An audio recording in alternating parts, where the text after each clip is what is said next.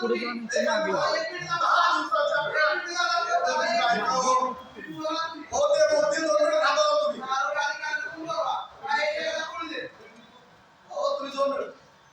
शिवसाहेब आवाज उठवतोय की आम्हाला पाणी पुरवठा व्यवस्थित नाही. पहिल्यांदा तर मला हे सांगायचंय की आपण ही सभा घेत असताना एमजीपीच्या अधिकाऱ्यांना बोलवलं पाहिजे. आमचा जो प्रश्न आहे ते महाराष्ट्र जीवन प्राधिकरणाशी निगडीत प्रश्न आहे पाणी पुरवठ्यासंदर्भात. त्याचं नगरपालिकेने त्यांच्याशी पत्र व्यवहार करून किंवा त्यांना सूचना देऊ तिथं बोलवावे. आज आम्ही तिथं पाण्याचे प्रश्न सोडवायचा असताना आम्हाला तितकीशी समाधानकारक उत्तर मिळत नाही. जे आमच्या भागात पाणी पुरवठा करतात किंवा जे आमच्या भागात नगरपालिकेचे पाणी पुरवठ्याचे अधिकारी आहेत ते टोलटोलीची उत्तर देत आहेत. आज तशी तर व्यवस्था सगळी कोलमडलेलीच दिसत आहे. आम्ही नवीन जरी असलो तरी सुद्धा इथं काय म्हणजे जसं सांगितलं आता दादांनी की इथं आले की कर्मचारी नीट उत्तर देत नाहीत. त्यांना माहित नाही की आम्ही नगरसेवक आहे का नाही. दुसरी गोष्ट अशी मला प्रामुख्याने सांगायची की या गोष्टी तरी कमीत कमी नगरसेवकांना तरी चांगला ऍटलिस्ट चांगला सन्मान द्या तुम्ही. आम्ही म्हणत नाही की तुम्ही आमची आरती करा, पण सन्मान तरी द्या. ऍटलिस्ट तुम्हाला माहिती असू द्या आम्ही नगरसेवक आहे म्हणून. आणि दुसरं असं की जो कोरेगाव पोवई नाक्यापासून जो हायवे पर्यंत श्रीमंत छत्रपती प्रतापसिंह महाराजांच्या उड्डाण पुण्याखानापर्यंत जे झाडे लावली ती झाडं 100 लावली असतील त्यातली 20 झाडे जिवंत नाहीयेत. पाणी पुरवठा व्यवस्थित होतो नाही होतो हे माहीत नाही. कधीतरी गाडी दिसते आठवड्यातनं, कधी दिसत नाही. इथं विचारलं की सांगतात गाडी पाठवली ती येत नाही. त्याच्यानंतर जे अतिक्रमण हा विभाग विषय तर सगळ्यांनी मांडलेलाच आहे स्पष्टपणे, पण त्याच्यावरती प्रामुख्यानं कारवाई करावी. आमची काही मदत लागणार असेल तर ती तुम्ही आमच्याकडून मदत घ्या. कालच पुढारी पेपरवाल्यांनी न्यूज दिलेलीच आहे की तो तिथं अनधिकृत सगळे व्यवसाय चालतात. रात्री तिथं जर लोक उतरली, उशिरा जर लेडीज उतरल्या 10-11 वाजता, तर त्यांना येताना भीती वाटेल असंच वातावरण आहे. ठराविक समाजाची लोक तिथं राहतात आणि राजरोसपणे अवैध सगळं चालू आहे. तर ते त्याच्यावरती प्रशासनाने थोडीशी दखल घ्यावी एवढंच माझं म्हणणं आहे. जय हिंद, जय महाराष्ट्र. पाणी पुरवठा सुरू आहे आमच्या पश्चिम भागात, परंतु काही कारणास्तव जे आता पिवळ्या कलरचं पाणी येते त्या संदर्भात जरा हे म्हणजे नागरिकांना आवाहन केलं पाहिजे. कुठल्याही गोष्टीचा आतापर्यंत पेपरात कुठल्या ह्याच्यात आल्या नाही. त्यांना बरेच वेळा फोटो पाठवले पण त्याच्यावर कोणत्याही प्रकारचा रिप्लाय आलेला नाही. दूषित पाणी नसेल परंतु पाण्याला कलर जो येतो त्यामुळं नागरिक संभ्रम अवस्थेत, त्यामुळे ते सांगितलं पाहिजे. दुसरी गोष्ट घंटेवारीच्या संदर्भात मी मागे पण बोललो होतो, त्यावेळी पण सांगितलं होतं की कर्मचारी काही जण अपार्टमेंटला पाणी सोडण्यासाठी पैसे घेऊन पाणी सोडतात. पैसे नाही दिले तर 3-3 दिवस पाणी देत नाही, अशी परिस्थिती आहे.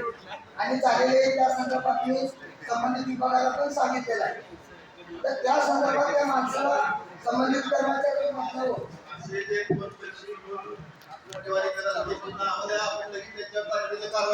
सांगितले सगळ्यांना माहिती आहे. कर्मचारी बदलावा ही पण सांगितलेलं आहे, परंतु कोणतीही कारवाई झालेली नाही.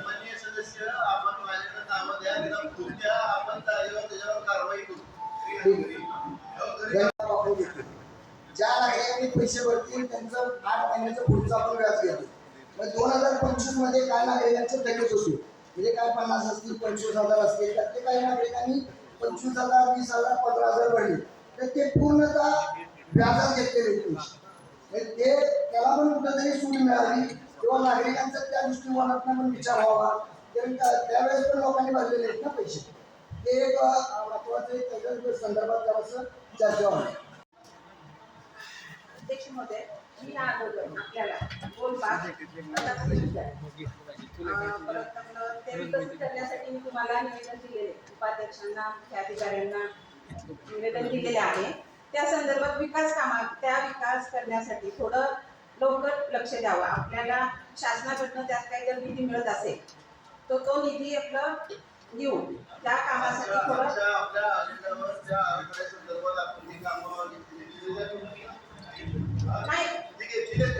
हो का नावं घेतली नाहीये. आणि हा विषय मागेचा किंवा गोलबागेचा किंवा लावण्याचा उद्यानचा हा आपल्या शहराच्या दृष्टीने फार महत्वाचा आहे. म्हणजे तो विकसित करणं फार गरजेचं आहे. फार दुरावस्था आहे सध्या तिथं, त्यामुळे त्यासाठी जरा लक्ष लवकर घालावं अपेक्षा आहे. धन्यवाद. अध्यक्ष, सर्व पदाधिकारी, सगळे नगरसेवक, पत्रकार तसेच सुजाण नागरिक इथे असलेले उपस्थित या सर्वांचं स्वागत करून अशी बैठक सांगितलं की गोलबाग हे आपल्या सर्वांचं अस्मितेचे एक प्रतीक आहे. आज राजवाड्याची गोलबाग तिथं सर्वांचं आपलं बालपण तिथे गेलेलं आहे. अशा गोलबागेसाठी पहिल्यांदा सांगितलं होतं की आत्ताच आपण एक जानेवारीमध्ये महाराजांचं एक छत्रपती खासदार उदयनराजे भोसले यांचं आपण युडीला तसेच CM साहेब यांच्याकडे देखील एक मागणी पत्र दिलेलं आहे. त्या संदर्भात आपण मागे न्यूज पण वाचले असतील की त्या बागेला आर्थिक निधी प्राप्त होण्यासाठी आपण मागणी पत्र देखील तिथं दिलेलं आहे. ते लवकरात लवकर आपण नगरपालिकेच्या हाती करू. परंतु ही बाग सांगितली लवकरात लवकर चांगली सुस्थितीत व्हावी. कारण ती जर तुम्ही जर बघितलं मागं माझ्यासोबत ते अधिकारी आले होते गोलबागेत आणि राजवाड्याची जी बाग आहे ती बघण्यासाठी, तर त्या बागेची अवस्था खरंच एकदम दयनीय आहे. पत्रा फाटलेला आहे, त्या स्लायडर जे आहेत त्याच्या पत्रा फाटलेला आमच्याकडे लावू शकतात. आणि आपल्याला येऊन अजून 3 महिने झाले त्याचा आराखडे तयार होईल लगेच होणार नाही. तुला सगळ्यांना ते सांगते की जरा प्रोसिजर आहे आपल्याला सगळ्यांच्या भावना तुमच्या ज्या आहेत त्या आमच्या ते सगळ्या सर्वांच्या त्याच आहेत. बरोबर हळूहळू पुढे जायला लागेल. अध्यक्ष महोदय, तर माझे 2-3 मुद्दे आहेत. ओला कचरा आणि सुका कचरा वेगवेगळा करण्यासाठी सूचना दिलेल्या होत्या, त्याचं काय झालं? थोडक्यात म्हणते मी मुद्दे. आणि दुसरा फटक्या कचऱ्यांचा आता सांगितलं तसं फटक्या कचऱ्यांचं बंदोबस्त कधी होणार आहे? आणि तिसरा मुद्दा असा आहे, साफसफाई कर्मचाऱ्यांचा हजेरी मस्तर ठेवावा. साफसफाई कर्मचाऱ्यांचा हजेरी मस्तर ठेवावा आणि लोकल नगरसेवकांकडून त्याच्यावर रोज सह्या घ्याव्यात.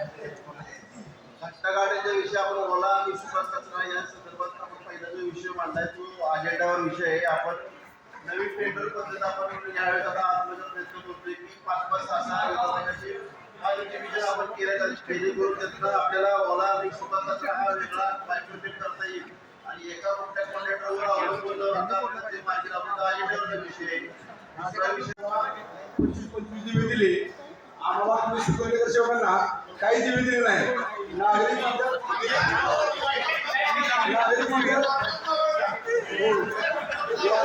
दिवे दिले तुम्ही आम्हाला बरं का. श्रीकृष्ण शेवकांनी 25 दिवे द्या. नागरिक नाही शेवला आम्हाला तुम्ही नगरसेवक केलंय, आम्हाला पण काहीतरी कामं करू द्या. आम्हाला 25 दिवे द्या आणि 25 विनंती. एकच नाही, अशा बऱ्याच जागा आहेत. तुम्ही असा प्रश्न विचारायला चालत अशा साताऱ्याच्या जेवढ्या जागा आहेत त्याचा सर्वे करून पाण्यानिश्चितीचा प्रस्ताव लवकरात लवकर पाठवा. त्याचा फॉलोअप आपण घेऊ. जेवढ्या अशा जागा किती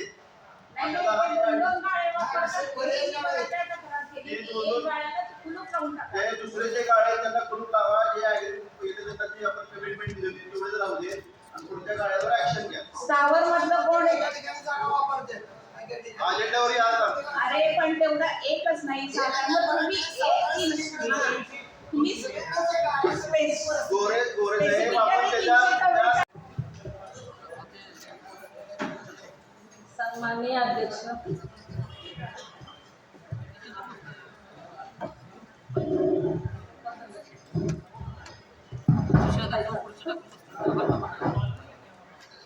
सन्माननीय अध्यक्ष, नगरसेवक, नगरसेविका, अधिकारी, पत्रकार बंधू, सन्माननीय नागरिक, माननीय नगराध्यक्ष यांचे विशेष आभार की हा विषय त्यांनी चर्चेला घेतला, त्यामुळे सातारा शहराचे विद्युतीकरण थांबले.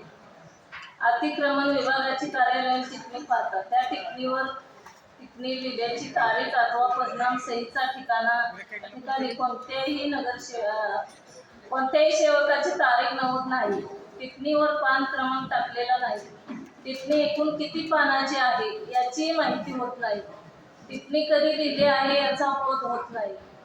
अतिक्रमण विभाग प्रमुख नेमके कोण आहेत? कारण 2 विभाग प्रमुखांच्या त्यावर स्वाक्षऱ्या दिसत आहेत. अतिक्रमणाच्या लिपिक विभाग प्रमुख आहे का, नगर अभियंता आहे हे स्पष्ट होत नाही.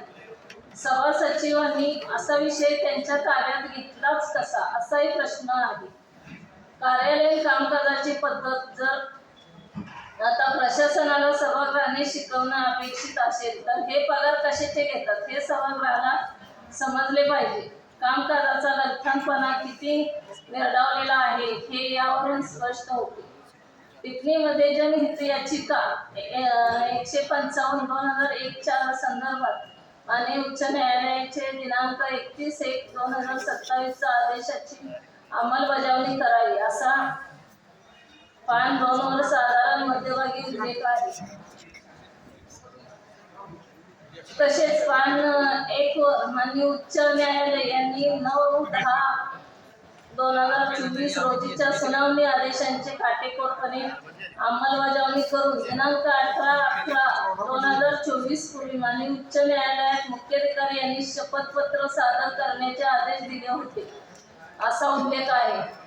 या बाबी एकाच प्रकरणातील आहेत. हा आणखी दुसरी जनहित याचिकेबाबत सुद्धा असू शकतो असा संभ्रम निर्माण करणाऱ्या आहेत. तसेच असे शपथपत्र दाखल करताना माननीय तत्कालीन प्रशासकांची मान्यता माननीय मुख्याधिकारी यांनी घेतली आहे काय, किंवा तसे शपथपत्र दाखल करण्याचा प्रशासकीय ठराव मंजूर करण्यात आलेला आहे का याची माहिती अतिक्रमण विभागाने दिलेली नाही. माननीय मुख्याधिकारी यांच्या 14/11/2024 चे शपथपत्रात पोलिसांच्या सहकार्याने गुन्हे दाखल केल्याचे नमूद केले आहे असा उल्लेख दिसतो. आणि तरी सुद्धा विषय प्रस्तावित करताना पान 3 वरील पहिल्याच ओळीत फौजदारी स्वरूपाचे गुन्हे दाखल करणे आवश्यक वाटते असे नमूद केले आहे. तसेच फलकधारकांवर कार्यवाही करण्याची नसल्यास येथून पुढे पुढील टिप्पणी लेखन प्रकटलेले आहे. अतिक्रमण विभागाला काय म्हणायचे आहे, सुचवायचे आहे हे सुद्धा स्पष्ट होत नाही. वास्तविक नगर परिषदेला निर्णय घेण्यासाठी मुख्याधिकारी यांनी स्पष्ट मत व्यक्त करणारी टिप्पणी अपेक्षित आहे. परंतु प्रशासनाने आपले हात झटकून नगर परिषदेच्या सभेवर जबाबदारी ढकलली आहे. माननीय उच्च न्यायालयाचे आदेश, माननीय सहसंचालकांचे आदेश, नगर विकास विभागाचे आदेश, दाखल केलेले शपथपत्र याचा सर्वकष विचार करून नियोजनबद्ध कृतीशील कार्यवाही करणे अपेक्षित असताना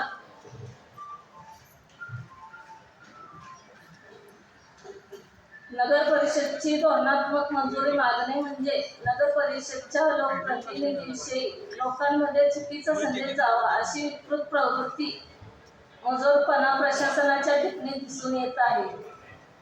टिप्पणीमधील संदर्भ क्रमांक 4 आणि सहआयुक्त यांचे पत्र क्रमशः सूचना दिल्याप्रमाणे नगर परिषदेने हलकास इत्यादी लावण्याबाबत कोणत्या जागा निश्चित केलेल्या आहेत याची माहिती टिप्पणीत दिली नाही. दंडात्मक कारवाई किती केल्या, दंड रक्कम किती वसूल झाली, तसेच अतिक्रमण विभागाकडे एकूण टेबल आणि फील्डवरचा सर्व काळाचा स्टाफ किती, वाहन किती, स्टाफवर आणि वाहनावर होणारा सरासरी खर्च किती आहे, एका महिन्यात सरासरी अतिक्रमण किती काढली याचा कोठेही उल्लेख नाही. सहसंचालकांच्या पत्रातील सूचनांमध्ये फलकावर QR कोड बंधनकारक करावा, नगर परिषद आणि पोलीस प्रशासन यांचे विशेष पथक तयार करावे इत्यादी कळवले आहे. ते केले आहे काय, नसेल तर का नाही केले, आणि केले असेल तर त्या पथकामध्ये कोण कोण आहेत याची माहिती कार्यालय प्रमुख म्हणून माननीय नगराध्यक्षांना व माननीय उपनगराध्यक्षांना दिलेली आहे काय, इत्यादी बाबत काय कारवाई केली याची माहिती आज तरी सभागृहाला होणे अपेक्षित आहे. पतदिवेच्या बाबतीमध्ये डायरेक्टेड ऑफिस कडून आलेलं जे पत्र आहे ते पत्र प्रशासकीय कालावधीमध्ये का त्याच्यावरती निर्णय घेतला नाही हा मुद्दा या ठिकाणी उपस्थित केलेला होता. त्या मुद्द्याच्या अनुषंगाने या ठिकाणी सांगता येते की 30 ऑक्टोबर 2025ला डायरेक्टर ऑफिसकडून हे पत्र आलं आणि नगरपालिकेमध्ये 6 नोव्हेंबर 2025ला इन्व्हर्ट झालेला आहे आणि 4 नोव्हेंबर 2025ला नगरपालिकेमध्ये आचारसंहिता लागलेली होती. आचारसंहितेचा कालावधी असल्यामुळे प्रशासकीय काळामध्ये ह्याच्यावरती कोणताही निर्णय घेतलेला दिसत नाहीये. तर त्या मुद्द्याचा हा खुलासा आहे.